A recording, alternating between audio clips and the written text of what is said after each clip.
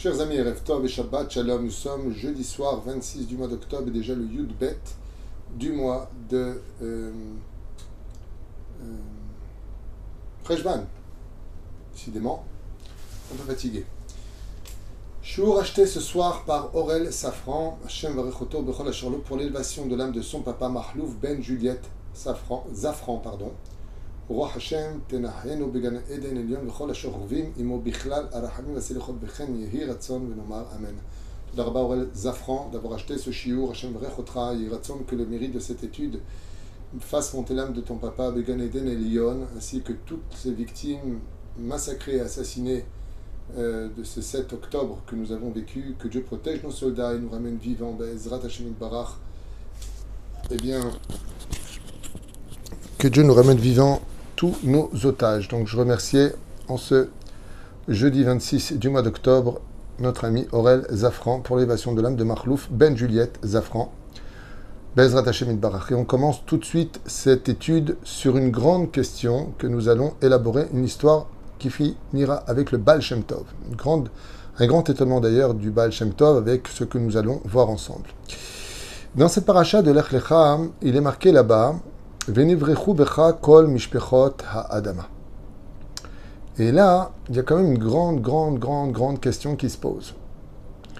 Nous avons eu 10 générations depuis Adam jusqu'à Noach. Il y a eu 10 tzadikim qui ont collaboré avec ces 10 générations, existé avec ces 10 générations. Personne n'a eu un tel mérite. Et puis il y a eu Noach. Noach est un tzadik. Shtam, tzadik. Et Elohim et Alech Noach. Dieu ne lui donne pas les bénédictions du monde. Quand on est un roi et qu'on remet déjà le sceau du roi dans les mains de quelqu'un, ça veut dire beaucoup, mais tu lui donnes les clés du monde. Becha, nivrechu kol mishpechot adama. Par toi seront bénis tous les autres. C'est énorme. En plus, kol mishpechot adama. Tous ceux de la terre seront bénis par toi. Et ce n'est pas pour rien que dans toutes les religions, Abraham réapparaît. Parce qu'il est source de bénédiction. Dans la chrétienté, dans l'islam. Abraham, Ibrahim. Tout le monde connaît Abraham parce qu'il est la source des sources duquel dans la Bible il est marqué Becha nivrechu kol mishpechot adama. Par toi seront bénies toutes les familles de la terre. Et la question, c'est comment se fait-il qu'un seul homme ait eu un tel srout? Donc on parle ici de mérite. Qu'est-ce qu'a fait Avraham Avinu de plus ou de moins que les autres pour qu'il soit appelé Avraham Ahuvi? Avraham, mon bien-aimé. Bizarre. On sait qu'Avraham était un grand homme. On sait qu'il a été le premier hébreu de l'histoire à dévoiler le monothéisme sur terre. Il est le père de la nation juive. Ishmaël est le père de la nation arabe. Et Ésaü est le père de la nation des nations occidentales. Mais qu'est-ce qu'il a eu comme particulièrement extraordinaire mérite? En réalité, pour ceux qui ont vu mon cours de ce matin sur Rachel Imenu, ça rejoint exactement le même principe. Mais on va l'illustrer avec une histoire qui s'est passée dans la ville de Medjibouch, avec le Baal Shem Tov. On raconte comme ça là-bas qu'il y avait 2 couturiers très artistiques, très forts, mais qui n'arrivaient pas à s'en sortir malgré leur potentiel très développé. Ils n'arrivaient pas à nourrir leur famille, ils n'y arrivaient pas, ne serait-ce qu'à la moitié du mois, et ils ont compris que peut-être qu'en changeant d'endroit, ils changeraient de mazal. Et avec la bénédiction de leurs épouses, ils ont décidé d'aller travailler dans une ville lointaine pour une période de 5 ans, où les conditions étaient qu'ils ne reviendraient après 5 ans qu'avec une grande fortune. Et donc, ils sont partis, loin de leur famille, et embrasser leurs enfants, qu'ils ne vont pas voir pendant 5 années, et sont arrivés dans un autre pays qu'on appelle la Pologne, et ils ont commencé à travailler. Et ils ont ramassé de l'argent qu'ils ont mis de côté, tous les deux. Ces 2 amis, qui étaient couturiers, ont fait fortune. Et chacun d'entre eux était revenu sur la route du retour après 5 années d'absence, avec pas moins de 150 pièces d'argent. Ce qui pouvait leur permettre de vivre pendant quelques années tranquillement, voire d'ouvrir un petit commerce et acheter de la marchandise. Puis voilà que sur la route du retour, ils se sont arrêtés en Russie pour rejoindre Medzibouche, dans une très grande ville. Et ne voulant pas dépenser leur argent, ils ont demandé dans le quartier juif s'il y avait quelqu'un qui pourrait les accueillir. Et on leur a conseillé qu'un juif qui avait un très bon cœur, une personne qui était droite, qui avait une très belle maison pourrait les accueillir. De plus, ce n'était pas n'importe qui. Alors ils ont accepté volontiers, ils ont tapé à sa porte et ils ont été accueillis vraiment comme des princes. Bruchim Habayim, plaisir de vous voir, je vous en prie, installez-vous. Il leur a donné une chambre, le gîte, la totale. Et puis, voilà que le lendemain, avant de prendre la diligence et de continuer leur chemin, ils constatent que ces juifs qui les a tellement bien accueillis étaient empreints d'une grande tristesse. Alors, Avraham et Johan, c'était leur nom, ces deux grands couturiers, Avraham, qui avait un regard beaucoup plus attentif, pose la question au maître de maison et lui dit « Depuis qu'on est arrivé hier, on a constaté que vous avez beaucoup de mal à sourire.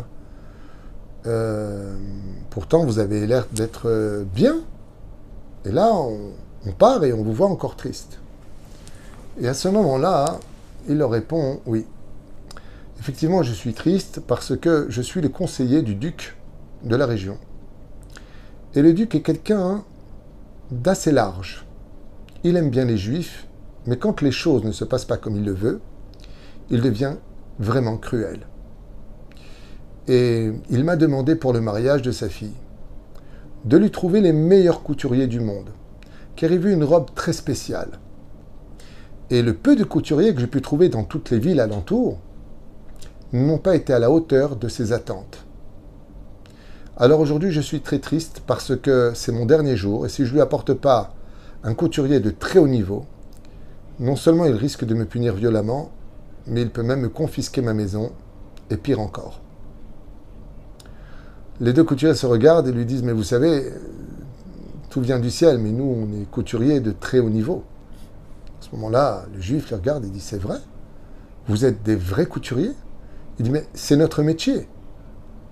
Permettez-nous de vous accompagner. » Et voilà qu'ils vont chez le duc, écoutent attentivement ce qu'il demande, se retournent vers les tissus et lui dit « Écoutez, jusqu'à demain matin, vous aurez la plus belle robe pour votre fille. » Et voilà que le lendemain matin, la fille du duc rentre avec cette très très belle robe de mariée qui va laisser en émoi non seulement le duc, son épouse, mais surtout le regard attentif de leur fille qui était vraiment dans une robe d'une très rare beauté, avec des perles magnifiquement cousues, dans les formes qu'elle voulait.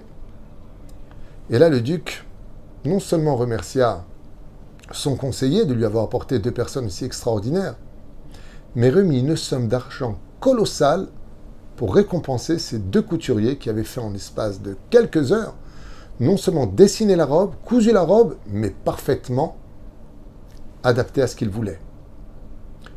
Et donc, il remit à chacun d'entre eux la somme de 150 pièces d'argent. Ce qu'ils avaient travaillé pendant 5 années en se privant de tout, leur fut donné en même pas 1 heure de discussion des remerciements du duc. Chacun repartit avec, en tout, 300 pièces d'argent. Car ils étaient venus chacun avec 150 pièces qu'ils avaient mis de côté, plus 150 pièces, 300 pièces d'argent. Rentrés enfin chez le conseiller, ils prirent leur sac et se préparèrent pour prendre une prochaine diligence pour avancer dans la direction de Medzibouche. Seulement une fois de plus, Avraham se rendit compte que le conseiller du roi n'avait pas encore retrouvé le sourire. Alors il dit « Je ne comprends pas. On t'a sauvé de la punition, il est content, nous on est hyper heureux, on a été récompensés, toi tu risques plus rien, pourquoi il n'y a pas de sourire ?» Il lui dit « Parce que la semaine dernière, j'ai pris un des couturiers de la ville. Et quand il a fait la robe pour la fille, elle était tellement ratée que le duc s'est mis en colère contre lui. Et il l'a fait jeter en prison, et pas n'importe laquelle, là où on n'apporte pas de nourriture. Un seul verre d'eau par jour est donné. Lui, sa femme et ses enfants. Et je suis triste parce qu'ils sont dans un état pitoyable. Et que pour les sortir de là-bas, eh bien le juif et sa famille, pour être libérés, doivent recevoir la somme de 300 pièces d'argent de dommages et intérêts d'avoir humilié le duc. Si je ne trouve pas cette somme d'argent qui est colossale, 300 pièces d'argent, cette famille mourra d'ici ce soir. Abraham regarde Yohan, son associé, et lui dit, écoute, toi et moi, on a travaillé, on est venu avec 150. Cette histoire, c'était une aubaine, on n'attendait pas cet argent. J'ai pris 150 pièces, t'as 150 pièces. Viens, on les met, on libère une famille juive. Ils sont prisonniers. Viens, on paye cette rançon. Et on redonne la vie. Yohan lui dit, non mais attends, il ne faut pas tout mélanger, on parle d'une grosse somme d'argent, et si Dieu veut le sauver, il n'a qu'à le sauver, pourquoi me mêler à ça? Moi aussi j'ai une famille, je ne les ai pas vus depuis 5 ans, n'oublie pas que j'ai aussi ma fille à marier quand je vais rentrer. Non, je rentre pas là-dedans. Et le juif, conseiller du duc, leur dit, je comprends parfaitement votre réaction, et il va falloir que je trouve une solution d'ici ce soir, parce qu'à mon humble avis, ils ne tiendront pas 1 heure de plus. Abraham dit, écoutez, moi je prends la mitzvah pour moi. En ressortant de sa valise cette bourse énorme des 150 pièces d'argent, qui était petite, mais qui valait beaucoup, il lui remet dans les mains, puis en même temps il lui remet le sac que le duc lui avait remis des 150 pièces d'argent, et il lui dit, maintenant vous avez les 300 pièces. Libérez cette famille, et que Dieu les aide. À ce moment-là, Yohan lui dit, mais t'es complètement malade, mais t'es complètement fou. T'as travaillé 5 ans. 150 pièces d'argent qui pourraient réjouir ta famille pendant des années et tu t'en débarrasses pour sauver une famille juive sur le dos de ta propre famille. Il lui a dit peut-être, mais je ne suis pas encore mort. Je reprendrai un travail. Je nourrirai ma famille. Mais je ne peux pas partir en laissant une famille mourir. Ça, je ne peux pas. Yohan, tu te laisses aveugler. Celui qui sauve une âme juive a sauvé un monde entier. Il s'agit de sauver une famille. Comment on peut rentrer dans la diligence et les oublier? Fais ce que tu veux, t'as qu'à t'assumer. Et ils rentrèrent chacun chez eux, la famille fut libérée. Effectivement, Yohan, quand il arriva dans la ville de Medibouche avec une somme colossale de 300 pièces d'argent, il a changé de maison, des grandes pièces, il a acheté une usine, il a fait commencer à fabriquer même des tissus et ouvrir une série de boutiques. Et il est devenu extrêmement riche. Tandis qu'Abraham, lui, quand il est rentré, il a expliqué à sa femme que il n'a pas pu prendre l'argent avec lui sans trop rentrer dans les détails. Et sa femme lui a dit, oui, je sais, on n'a vraiment pas de chance, on a la guine. Mais il n'a pas voulu lui raconter sa mitzvah. Il lui a dit, écoute, on n'a pas la guine. On a tout simplement que notre réparation à nous, c'est de travailler encore un peu et un peu plus. Et Abraham s'est remis exactement comme 5 ans au préalable à travailler pour une personne qui le traitait comme un moins que rien. Puis partout où il allait, tout le monde disait qu'il avait pas de chance, que c'était un personnage ambigu, sa propre belle famille était contre lui. T'es pas super fort en Torah, t'es pas connu, t'arrives pas à faire d'oseille, tu gâtes pas ta femme, t'arrives pas à gâter tes enfants. T'es un as, quoi.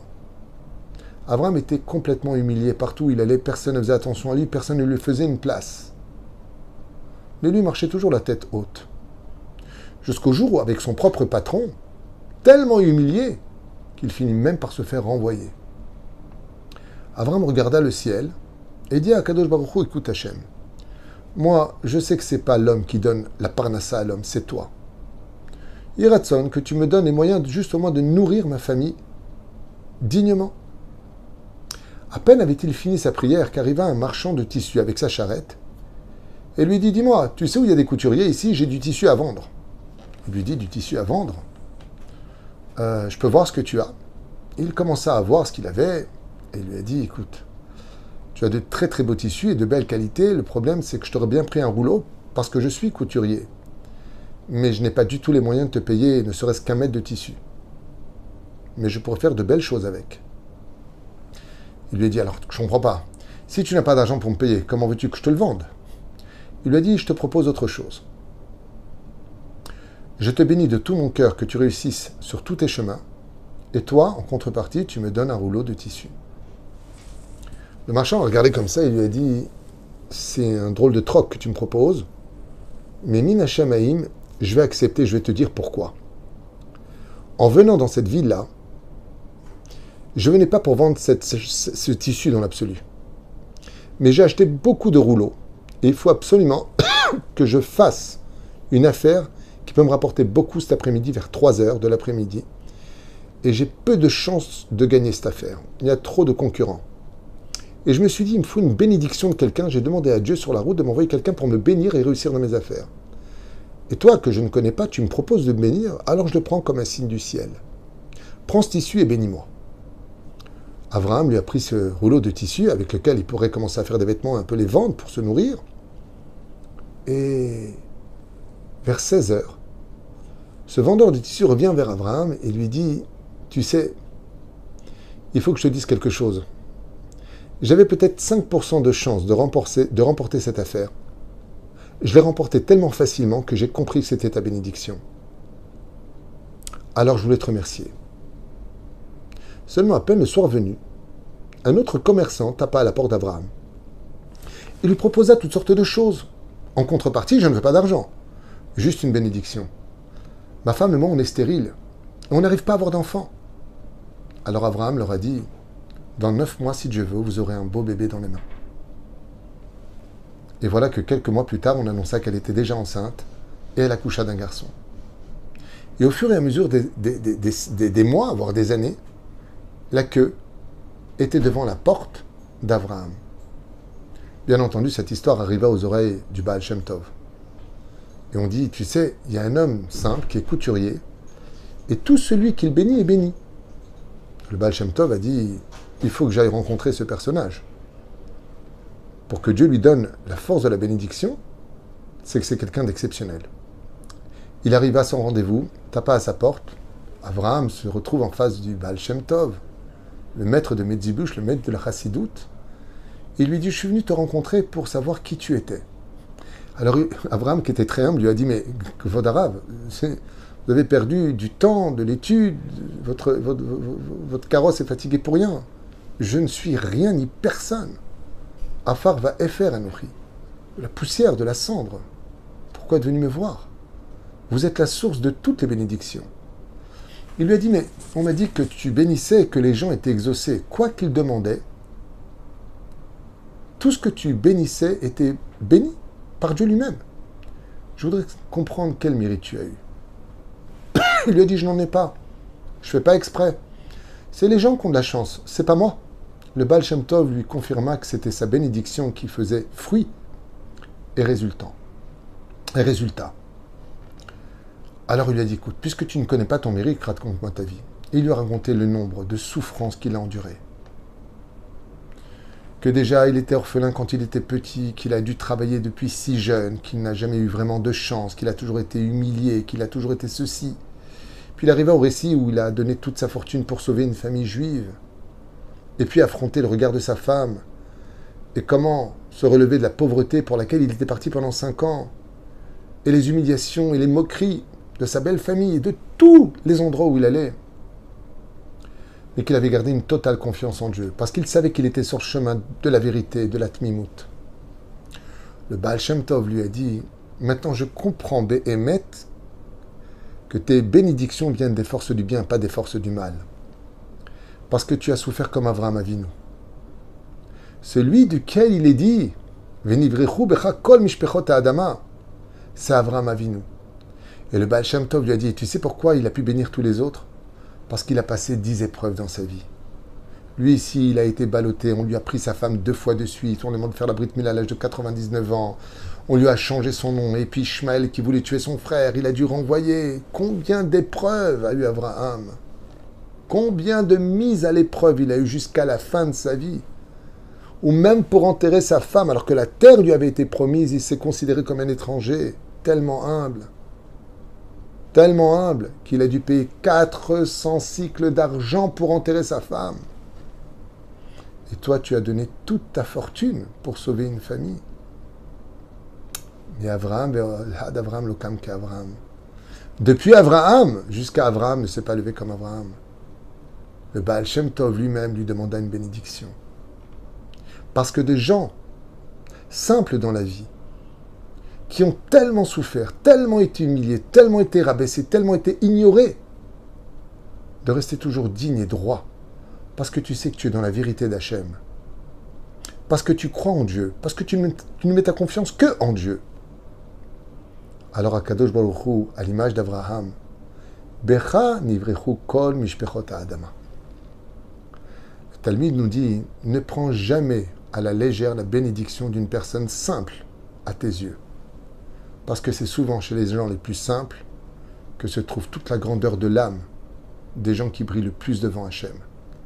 Ainsi donc, Akadosh Baruch Hu a aussi béni Abraham parce qu'il était capable de faire abstraction de lui, ignorance de lui, qui fera de lui l'homme le plus connu de tous, puisqu'à la fin, son ex-associé Johan, qui dans ses grandes affaires finit par tout perdre, et arriva à taper à sa porte en disant « Mon cher ami Abraham, j'ai tout perdu, est-ce que tu peux me bénir que je remonte un petit peu ?»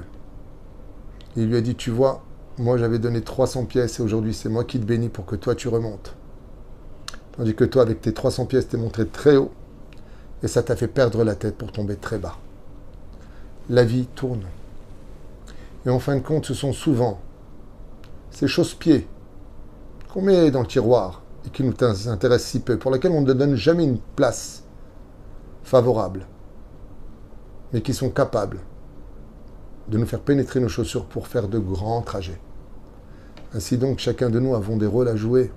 Et on voit qu'Abraham, qui a été jeté dans la fournaise ardente, poursuivi, les rois et ainsi de suite, tout ce qu'on peut lire dans les parachutes qui arriveront, en fin de compte, jusqu'à aujourd'hui, on est béni par lui.